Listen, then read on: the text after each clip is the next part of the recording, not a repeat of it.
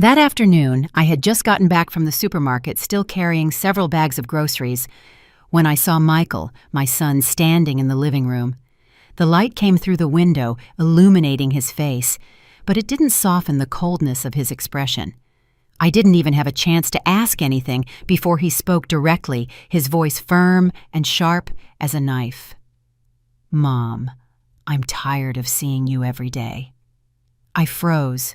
My hand gripped the plastic handles so tightly they dug into my skin.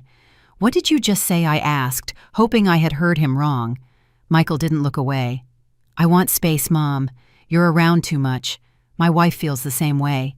You should find another place so we can live our own lives." His words hit me like a slap in the face in broad daylight. I heard every syllable as if someone was engraving them into my mind. "This house, I bought it with my money. The deed is still in my name. I paid for it in full, no debt, just because I wanted my son to have a good start. I voluntarily moved into the smallest room I shared my time to support the couple, and now I've become a burden." "Really? Are you saying that I tried to keep my voice steady, even though I felt a rock pressing on my chest?" Michael hesitated for a moment, then his tone hardened. "I'm just saying what we both think. You know my wife has never been comfortable with you here." I looked him in the eyes. "So I put up all the money to buy this house, and in the end, I have to leave my own home." He was silent. A silence that didn't seek an argument, but also showed no regret. Outside, a car passed by its engine, fading into the distance. Inside the house, the only sound left was my heart pounding in my ears. Never in my life did I imagine this day, the day my own son would look at me as if I were an object to be pushed aside when it's no longer useful. I took a deep breath and set the bags on the table. "All right," I said. "Just one word. No arguing, no begging."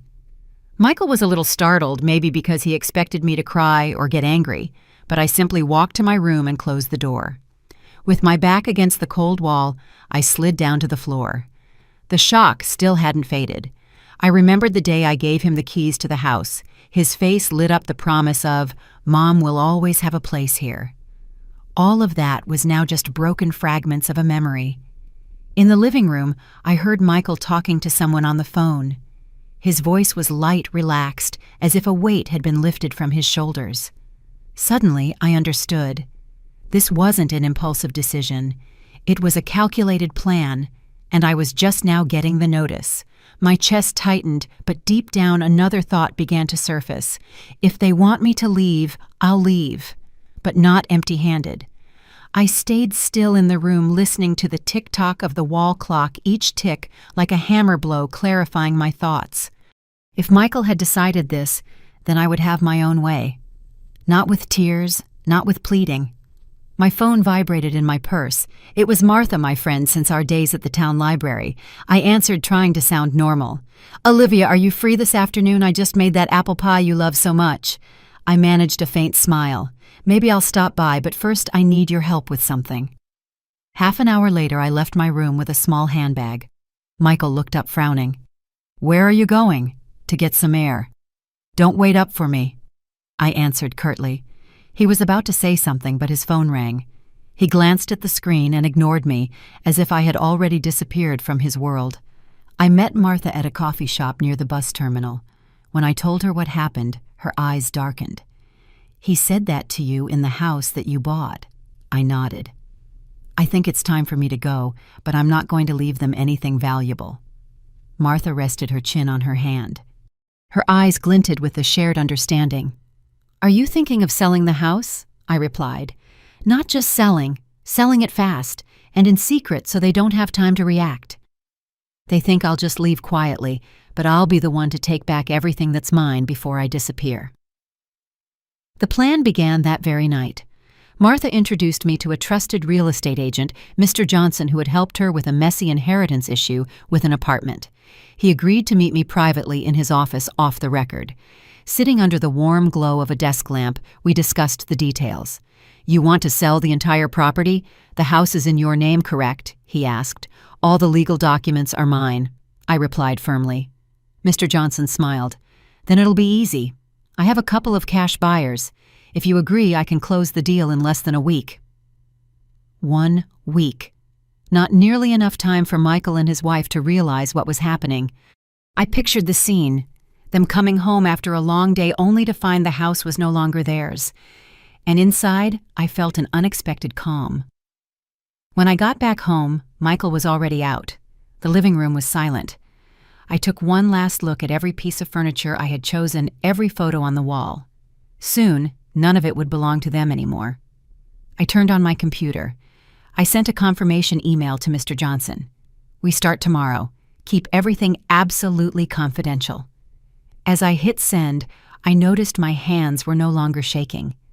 I was no longer the woman who endured everything in silence in this house. I was preparing to leave, but this time I was taking everything that was mine with me. The next morning, I woke up earlier than usual. The faint autumn light filtered through the curtains, bathing the kitchen in a soft yellow glow. I made a strong pot of coffee. I poured it into my white ceramic mug, sat down at the table, and opened my old leather-bound notebook. Page after page held numbers, dates, and lists of items I had bought for this house. The imported sofa from Italy, the Japanese knives the dishwasher installed last year. I marked the ones that were small enough to take with me or sell separately. Each red check mark was a memory, but it was also an asset. At 9 o'clock sharp, Mr. Johnson called. "Mrs. Garcia, I found a young couple looking for a house in this neighborhood. They're ready to pay in cash, but they want to see it as soon as possible." I replied immediately, "Could they come this afternoon?" "Perfect. Do you want them to meet the family living there?" I paused for a moment. "No. I'll make sure the house is empty." After hanging up, I knew I had to act carefully. Michael and his wife worked all day, but I needed to be sure they wouldn't come back unexpectedly. I sent my son a text. "I'm having a visitor this afternoon. Don't come home early." Michael replied quickly, "Okay, do whatever you want." A reply so brief it confirmed everything. To him, my presence in that house no longer meant a thing. Around noon, I started packing some of my belongings. I put the valuable items in cardboard boxes and labeled them. I would send them one by one to a storage unit Martha helped me rent. I dragged the boxes to Martha's car, parked right outside the door. At 3 o'clock, the buying couple arrived with Mr. Johnson. They were young, dressed simply, but their eyes lit up as they walked in.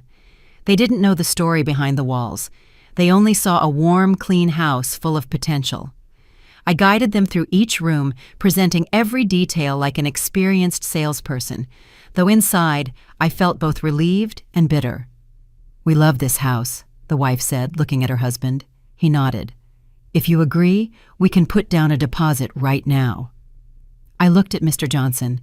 He gave a slight nod, confirming everything was going according to plan. After they left, I locked the door and stood in the middle of the living room. This space had witnessed more than I wanted to remember. Silent dinners, backhanded comments, and the moment Michael bluntly asked me to disappear. I would sleep here one last night not because I had to, but because I chose to. One last look before leaving on my own terms. On the kitchen table, the deposit agreement lay neatly. Everything was in motion, and for the first time in months, I was in control. That night, I didn't fall asleep right away. I sat by the living room window, watching the streetlights filter through the garden trees. In my hands, a cup of hot tea, the steam rising in small spirals, just like the thoughts in my head. My phone vibrated. A text from Michael. "Mom, can you watch Sarah tomorrow? Emily wants to go out all day." I smiled, but not with joy. It was a smile of irony. I truly loved my granddaughter Sarah. But Michael's tone made it clear that to them, I was nothing more than a free babysitter. I replied, "No, I'm busy." Just 3 words. But I knew Michael would have to read them several times. I rarely said no to him directly. The next morning I got up early. The sky was hazy, the garden covered in mist. I made coffee and started the day's task. Packing. The sound of packing tape sealing boxes was like a final cut breaking old ties. Around 10, Martha arrived. Her eyes scanned the stacked boxes. "You're moving fast," she said. "I want to finish before they start asking questions," I replied, handing her a list. "This goes to the storage unit. The rest to an auction house." Martha helped me load the rented truck. The driver was a young, quiet, efficient kid. I had already paid a 6-month deposit for the storage unit, enough time to get settled in a new place. In the afternoon, I got a call from Mr. Johnson. "Mrs. Garcia, the deposit has been transferred. I'll prepare the final sales contract for you to sign on Friday." I looked at the calendar. Friday was just 3 days away, 3 days to finish everything, and the last 3 days I would live here. That night, Michael and Emily still weren't home. I had dinner alone, a simple bowl of chicken soup with bread. The silence was so deep I could hear the clock ticking. Oddly, I didn't feel lonely. Around 9, they arrived. I was still at the table reading. Emily glanced at the boxes but didn't ask anything. Maybe she thought I was just clearing out some space. Michael was absorbed in his phone. "Remember to watch Sarah tomorrow," Emily said, her tone a command, not waiting for a reply. I closed my book. I looked her in the eyes. "I already told Michael. I'm busy." She raised her eyebrows, about to argue, but she held back. Maybe my voice surprised her. It was calm but firm. When they went upstairs, I looked around the house one more time. Everything was starting to detach from me becoming the past, and I knew that when Friday came, I would walk out not as someone who was kicked out, but as someone who chose to leave. On Thursday morning, I received an unexpected call from my old lawyer, Mr. Davis, who handled the paperwork when I bought the house. His voice was grave concerned. "Olivia, I received some information from a local bank. Someone is trying to use your house as collateral for a large loan. Do you know anything about this?" I gripped the phone. "No." "And who is it?" Mr. Davis sighed. "The documents were submitted in Michael and Emily's names, but the problem is—" He paused. "They included a copy of a power of attorney in your name with a signature identical to yours." I closed my eyes. I wasn't surprised, but the feeling of betrayal was brutal. "Mr. Davis, I never signed any power of attorney for them. That has to be a forgery." "I believe you." "Do you want me to immediately send a request to block the loan and begin a legal verification?" "Of course, and as quickly as possible. I'll send you a copy of my real signature." After hanging up, I stood motionless. The house wasn't even sold yet, and they were already trying to leverage it for debt. It wasn't enough for me to leave. They still wanted to take advantage of me while I was here. In the afternoon, I called Mr. Johnson and briefly explained the situation. His voice was firm. "Don't worry, Olivia. Once the sale is closed, any undrawn mortgage or loan against the property will be void. I'll ensure our sales contract takes precedence." I continued packing that afternoon. Each object in a box was a final punctuation mark. Martha came back with 2 bags of food and a coffee. "I heard from Mr. Davis," she said. "You did the right thing selling it quickly. Otherwise, they would have found more ways to tie you down." That evening, Michael came home earlier than usual. I was in the kitchen when I heard the door. He walked in, looked at the stacked boxes. "Mom, are you leaving?" I looked at him, debating whether to answer or stay silent. Finally, I said, "Yes." Michael bit his lip. "You don't have to." I cut him off. "There's no need to explain. I've already decided." He fell silent, but there was a flicker of anxiety in his eyes. I didn't ask any more questions, not because I didn't want to know, but because words were no longer necessary. When he went up to his room, I returned to the table, opened my leather notebook, and drew a line. Tomorrow, sign the sales contract. Tomorrow, this house would no longer be mine, or theirs, and for me, it wouldn't be a loss. It would be a liberation. On Friday morning, I woke up with a mix of excitement and caution. Today was the day to sign the sales contract for the house. But before I even got out of bed, I received a strange email. Subject request to nullify property sale transaction. Sender a law firm I had never heard of. The content was brief. Our client, Mr. Michael Garcia, claims that the current sale transaction of the house is not legal as he possesses residency rights and equity benefits over said property. We request an immediate halt to all proceedings. I read it twice, then smiled coldly. It was clearly a last-minute desperate move by Michael, but he didn't know. The entire property was in my name, and bank records confirmed there was no notarized shared residency agreement. I immediately called Mr. Johnson. He let out a small laugh.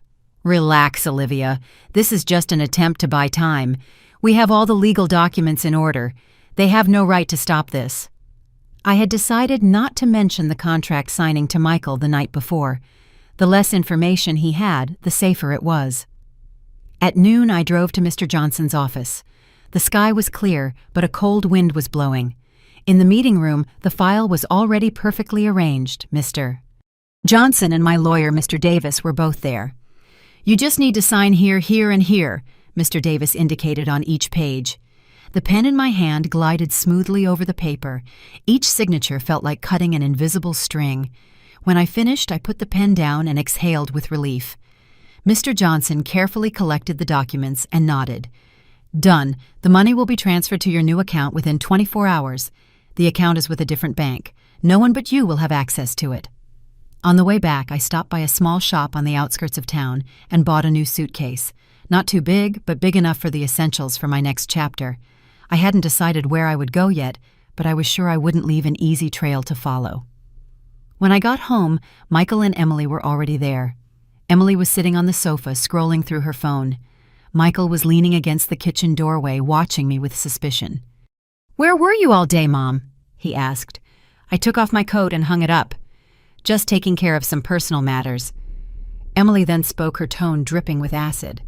I hope those personal matters don't affect this family. I looked her directly in the eye, but only smiled. This family affects itself, Emily. She froze for a second, then looked away. That night, as I closed my bedroom door, I placed the new suitcase at the foot of my bed. Only one thought remained in my mind. Tomorrow I will leave, and by the time they realize it, it will be too late. On Saturday morning, I had just poured myself a cup of coffee when I heard loud banging on the door. It wasn't a polite knock, but an urgent, insistent pounding, almost as if they wanted to break it down. I opened it to find 2 police officers on the doorstep, a man and a woman, both in immaculate uniforms. "Mrs. Olivia Garcia?" the male officer asked. "Yes, that's me." He held up a warrant. "We have a search warrant for this residence at the request of the complainant, Mr. Michael Garcia. It is alleged that you are attempting to conceal shared assets without consent." I remained calmer than they expected. Shared assets. This house is in my name. It's entirely mine.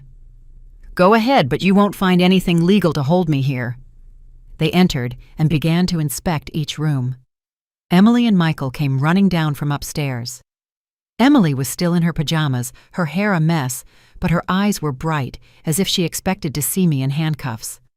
"Does Mom really think she can sell the house without consulting us?" Emily spat out word for word. I looked at her the way you look at a child caught stealing cookies and denying it. "I don't think so. I know I can, and I already did." Michael stepped forward, raising his voice. "This is the family home. You can't just destroy everything because you're having a tantrum." I let out a laugh, a sound that surprised even me. "Family. You call it a family when you plan debts behind my back, forge power of attorney documents, and hire lawyers to block me." The female officer intervened, then her tone serious. "Sir, ma'am, all the documentation confirms that the property belongs exclusively to Mrs. Garcia. This warrant only authorizes us to search, not to confiscate property. There are no signs of a crime here, so we'll be leaving." Emily's face went pale. Michael bit his lip, saying nothing more. When the police left, I walked to the dining table, pulled a thick envelope from my jacket and placed it on the table. "Here is a copy of the sales contract signed yesterday. The transaction is closed. The money is already in a place you will never be able to access." Emily lunged to snatch the envelope, but I pulled it back. "No, this is my copy. You'll receive the official documents from the lawyer in a few days.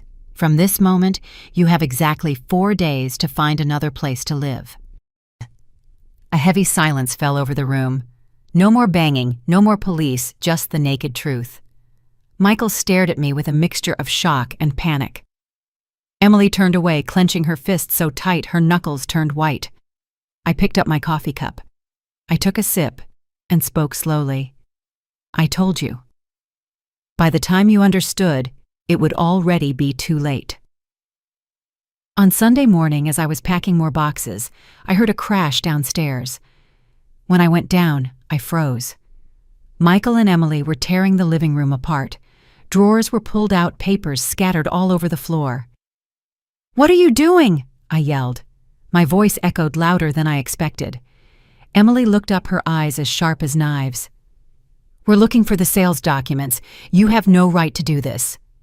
If we find them, we'll nullify the transaction." I walked straight to the center of the room, standing in front of the drawer Emily had just opened. "You dare touch another thing of mine, and I'm calling the police right now." But Michael grabbed a stack of papers, but I slapped them out of his hand. The sheets flew through the air. "This is my medical certificate. How low are you willing to go?" "Don't pretend, Mom," Michael snarled. "You've changed.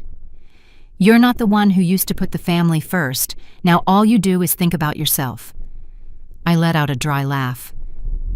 "Think about myself. After decades of working tirelessly, paying off debts, buying this house for you, taking care of your children, silently enduring your wife's veiled insults. If this is the first time I'm thinking of myself, then it's long overdue." Emily lunged towards me, pointing a finger in my face. "We're not leaving. You can't kick us out." I stepped even closer, my voice as cold as ice. "I'm not kicking you out. The new owner will. And when the police come to back them up, don't expect me to intervene." Michael's face turned red, his hand clenched into a fist. I saw the fire burning in his eyes, but he didn't dare do anything. Maybe because he knew that if he crossed that line, the consequences would no longer be just a family matter. "I have endured enough," I said slowly. "You've gotten used to me staying silent, but my silence no longer means acceptance." Emily let out a scornful laugh, but my voice rose above it. "In 4 days, I will hand over the keys to the new owner. If you are still here, they will call the police, and I will be on their side." They both stood there, petrified out of excuses, just glares filled with resentment. I bent down, picked up the papers from the floor, and put them back in the drawer, slamming it shut with so much force that the whole room shook. "If you touch my things one more time, there will be no warning." Then I went up to my room, leaving them in the middle of the mess, and the truth they could no longer change. That afternoon, I decided to leave the house for a few hours to get some fresh air. I went to a small coffee shop in the center of town.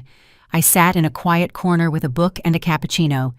I had barely read a few pages when my phone started vibrating nonstop. The first message was from my next-door neighbor, Mrs. Peterson. "Olivia, what's going on at your house? I see a moving truck parked out front." "They're taking things out." I called her immediately. "Can you explain?" "2 young men. Emily is giving them orders. They're loading a large wardrobe and the dining room table. I thought you were moving out." I gripped the phone. "No, that's mine." Without thinking, I left the coffee shop and drove back. When I arrived, the scene made my blood boil. The truck was open, already full of furniture, most of which was on my list to take with me. Emily was in the yard on the phone, pointing for the men to continue. Michael was nowhere to be seen. I screeched to a halt. I slammed the car door so hard that everyone turned to look at me. "Put everything on the ground." "Now!" I shouted. My voice boomed through the air. Emily scowled. "Mom! You're back early. I was just helping you get your things out faster. You're busy." I walked to the truck and stood in front of it, blocking the way. "This is my property. If you take one more thing out of this house, I'm calling the police right now." The 2 men looked at each other and put the furniture down. They clearly didn't want any trouble. Emily approached, her voice low and venomous. "You're overreacting. We have rights too." I took out my phone and dialed the police station directly. "Your rights end at the front door of this house, and this house will soon no longer be yours." Hearing me speak to the police, Emily turned around, muttering insults. The truck left within minutes, leaving the furniture scattered at the entrance. I stood there looking at the mess, my heart still racing. A part of me wanted to cry with rage, but the clarity I felt was stronger. This was proof they were willing to act behind my back to break the law. That night, I sent all the photos and Mrs. Peterson's testimony to my lawyer, Mr. Davis. He replied briefly, "Let them keep digging their own hole. It will make it easier for us to win." I closed the email, looked at the ransacked room, and told myself, just 3 days left. 3 days, and this will all be over. The next morning, I got an unusually early call from Mr. Davis's office. His voice was grave.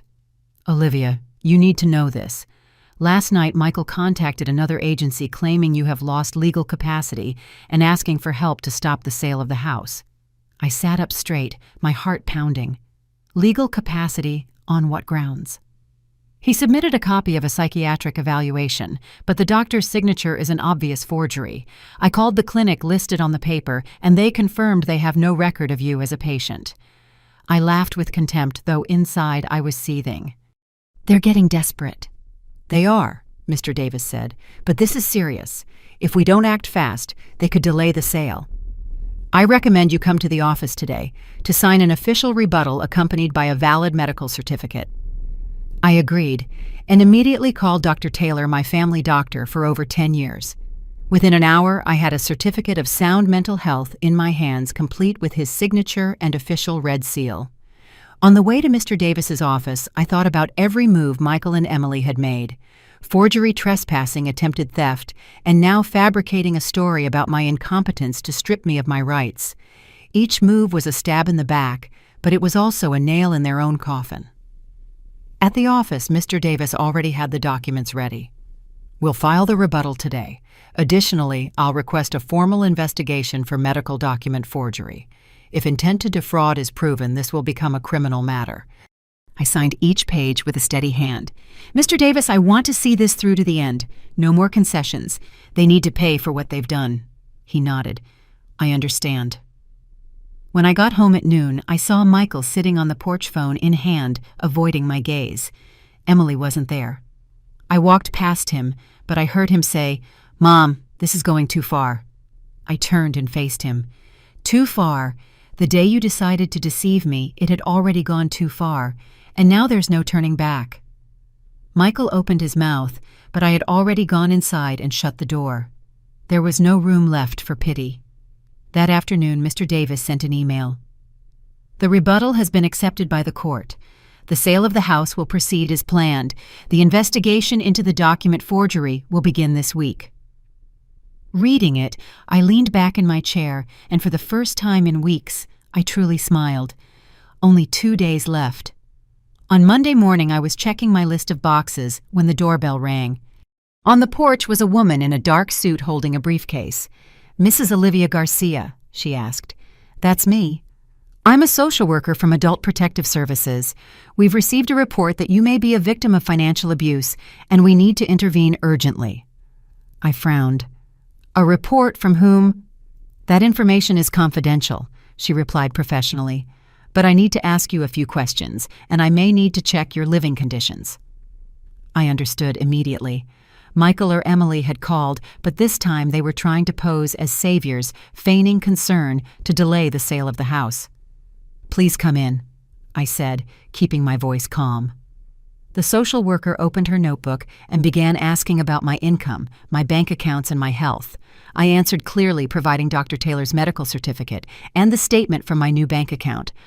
"That's strange," she commented, "because the report describes you as a frail, elderly person unable to manage your finances who was forced to sign documents against her will."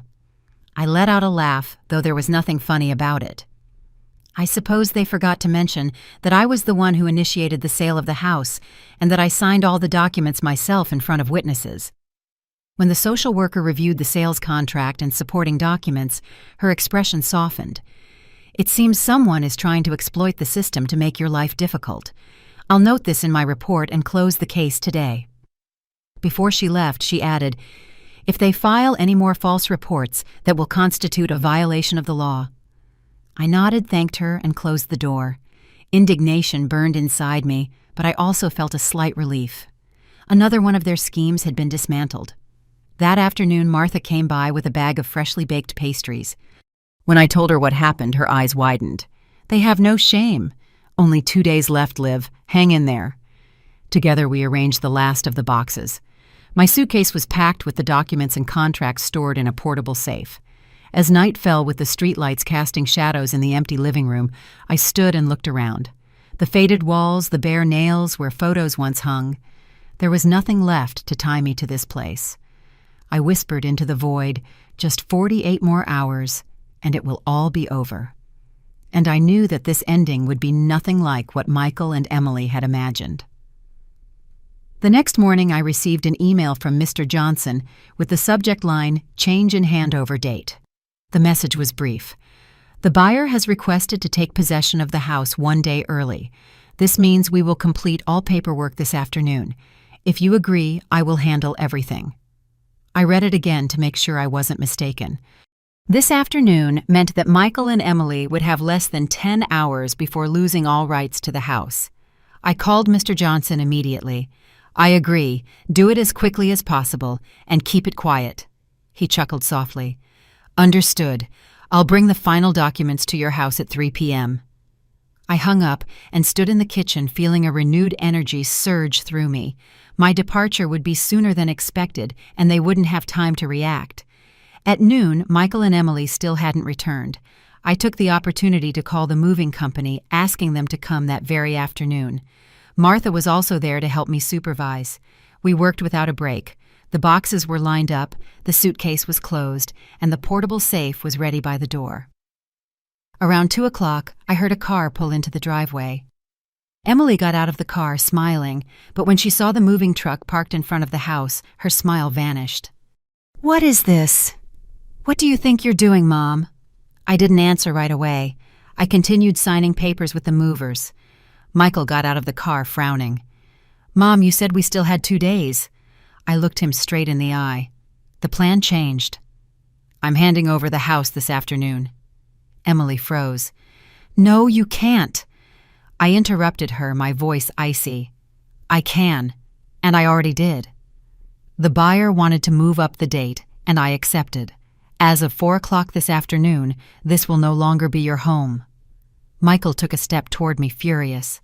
"You're trying to humiliate us." I smiled with disdain. "No, this is the consequence of your choices." At 3 o'clock sharp, Mr. Johnson arrived. We signed the last papers in the living room with Martha and 2 movers as witnesses. As soon as I lifted the pen, Mr. Johnson confirmed, "The transaction is complete. The new owner will be here to pick up the keys in an hour." I put the contract in my purse and turned to Michael and Emily. "I'll be gone before they arrive. I suggest you do the same." Emily opened her mouth to protest, but couldn't find the words. Michael stood motionless, his gaze fixed on the floor. I walked out the door with my suitcase in hand, Martha by my side. The air outside was cool and surprisingly light. That afternoon it would all end, and this time on my terms. As Martha and I were pushing my suitcase toward the car, a black SUV swerved sharply and pulled into the driveway. The door flew open. 2 men in suits got out, followed by a middle-aged woman with a stern expression. The woman approached me, directly pulling a stack of documents from her briefcase. "Mrs. Olivia Garcia, I am the lawyer for Mr. Michael Garcia and Mrs. Emily Garcia. We are here to serve you with a temporary restraining order to halt the handover issued by the district court." I listened to every word, feeling no fear. "On what grounds is this order based?" "My client alleges that you sold the property below market value in order to conceal shared assets causing prejudice to their rightful inheritance claims," she read from the paper. I laughed softly. "This house is not a shared asset, and they have no inheritance rights as long as I am alive. That order won't last 24 hours. Martha stepped forward. "She's just buying time and she knows it." One of the men in suits intervened, demanding that I stop moving my things until the order was reviewed. I looked at them, then at Mr. Johnson, who had just come out with his briefcase.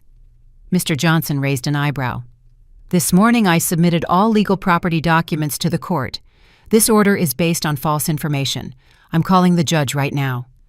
While Mr. Johnson was on the phone, I turned on my phone's voice recorder. "Please repeat the accusation so I can have it on record." The lawyer hesitated but ended up reading the full text. Her voice was recorded word for word. A few minutes later, Mr. Johnson returned with a cold smile. "The judge has already reviewed the case. The restraining order has been immediately nullified. You all should leave before the police arrive to support the new homeowner." The lawyer's face hardened. She stuffed the papers back in her bag and turned away without another word. The two men followed her, visibly annoyed. Emily, who had been on the porch the whole time, stormed down and shouted, "Mom will pay dearly for betraying us." I looked at her, my voice grave and clear. "No, Emily, you will pay for confusing my kindness with weakness." Less than an hour later, the new owner's car pulled into the driveway. They shook my hand, received the keys, and went into the house. Michael and Emily remained there motionless, as if they couldn't believe it was all over. Martha and I got in the car. As we pulled out of the driveway, I glanced in the rearview mirror at the image of those two people standing on the porch, lost in a space that no longer belonged to them. And I knew I had won this battle, fair and square. Not even 10 minutes had passed since we left the street when my phone rang. It was an unknown number. I hesitated, but answered. "Mrs. Garcia." A deep male voice. "This is Detective Miller from the Sheriff's Department. I need you to come to the station this afternoon regarding an ongoing investigation." I frowned. "What matter?" "There's a complaint stating that you stole personal belongings from Mr. Michael and Mrs. Emily Garcia during the process of moving out of the recently sold house. We need you to come in and clarify the situation." I let out a laugh this time, not hiding the sarcasm. "They are very persistent. Regardless, I need you to appear so everything can be officially recorded." "The sooner the better," the detective said, his tone serious but not threatening. Martha looked at me when I hung up. "Another trick." "Yes, but this time I'm not just going to defend myself," I replied. We stopped by the storage unit first. I wanted to pick up several boxes of documents I had already prepared. Invoices, receipts, photographs of every piece of furniture in the house before I moved along with proofs of purchase. Everything with date signatures and bank records. At the station, Detective Miller met me in a small room. He opened a thin folder. "Mrs. Garcia, this is the list of items the complainants allege you took illegally. A set of sofas, wall paintings, a coffee maker, and a portable safe." Calmly, I placed each photo and receipt on the table. "Here is the invoice for the sofa purchased from a furniture store in 2018 in my name. Here is the receipt for the painting acquired at an exhibition in the city, also in my name. The coffee maker was a Christmas gift I bought for myself last year, and the portable safe—" I placed the warranty certificate in front of him. "Purchased with my credit card, with the bank statement included." Detective Miller reviewed each document, his expression shifting from doubt to a certain interest. "You're very well prepared. I knew they would try everything. That's why I didn't leave any loose ends." After nearly half an hour, he closed the folder.